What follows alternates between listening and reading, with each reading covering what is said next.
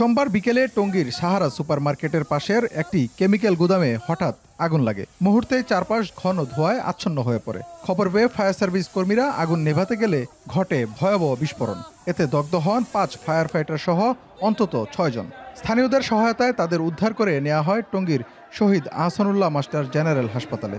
অবস্থার অবনতি হলে উন্নত চিকিৎসার জন্য পাঠানো হয় জাতীয় বার্ন অ্যান্ড প্লাস্টিক সার্জারি ইনস্টিটিউটে। প্রথমে টঙ্গী ফায়ার সার্ভিসের 3টি ইউনিট ঘটনাস্থলে গেলেও পরে উত্তরা ও সদর দপ্তরের 4টি ইউনিট যোগ দেয়। মোট 7টি ইউনিটের প্রায় 6 ঘন্টা চেষ্টার পর আগুন নিয়ন্ত্রণে আসে বলে জানায় ফায়ার সার্ভিস। বিষাক্ত কেমিক্যালের ঝাঁঝালো ধোঁয়ার কারণে আশপাশের ব্যবসা প্রতিষ্ঠান বন্ধ হয়ে যায়। স্থানীয়রা জানান দোতলা ভবনের নিচতলায় কেমিক্যালের গোডাউন এবং উপরে প্লাস্টিকের কারখানা ছিল।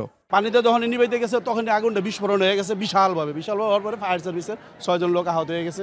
একবার তো ফায়ার সার্ভিসের লোকের ভিতরে ছিল, আমরা বাইরে ছিলাম, তো ওই বিস্ফোরণে ফায়ার সার্ভিসের লোক আহত হয়েছে। প্লাস্টিকের ড্রামের কারখানা আছে একটা, আর কেমিক্যালের গোডাউন আছে একটা।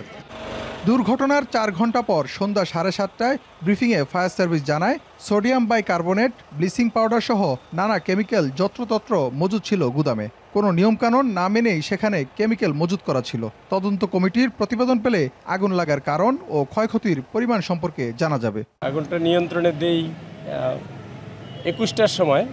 যেহেতু একটা ক্রিটিক্যাল আগুন এবং এটা কেমিক্যালের আগুন, এটা সাধারণ কোনো আগুন না। তো আমরা প্রস্তুত আছি, আমাদের প্রস্তুতি নিয়ে আমরা, আপনারা দেখতে পাচ্ছেন যে আমাদের সকল কেমিক্যাল টেন্ডার, আমাদের হ্যাজার্ডাস ম্যাটেরিয়াল টেন্ডার, আমাদের ব্রিদিং অ্যাপারেটাস টেন্ডার এবং ওয়াটার টেন্ডার সহ আমাদের সকল গাড়ি এবং আমাদের জনবল আমরা প্রস্তুতি নিয়ে রেখেছি। দুর্ঘটনাস্থল পরিদর্শন করেছেন ফায়ার সার্ভিস সহ আইনশৃঙ্খলা বাহিনীর বিভিন্ন ইউনিটের ঊর্ধ্বতন কর্মকর্তারা। ঘটনাস্থলে সেনাবাহিনীর সদস্যরা দায়িত্ব পালন করছে। ইফতেখার রায়হান, এখন গাজীপুর।